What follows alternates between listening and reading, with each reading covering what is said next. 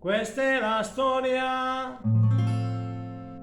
di uno di noi, anche lui nato per caso in via Gluck, in una casa fuori città, gente tranquilla che lavorava, là dove c'era l'erba ora c'è una città, e quella casa in mezzo al verde ormai, dove sarà?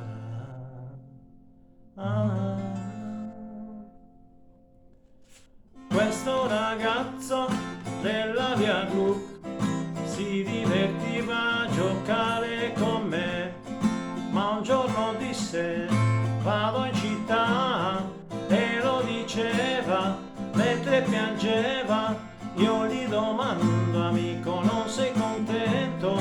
Vai finalmente a stare in città, la troverai le cose che non hai avuto qui.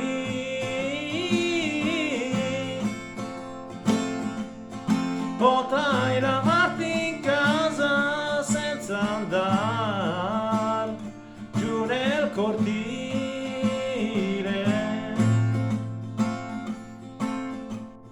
Mio caro amico, disse, qui sono nato e in questa strada ora lascio il mio cuore. Ma come fai a non capire? È una fortuna per voi che restate a piedi nudi a giocare nei prati, mentre là in centro io respiro il cemento. Ma verrà un giorno che ritornerò ancora qui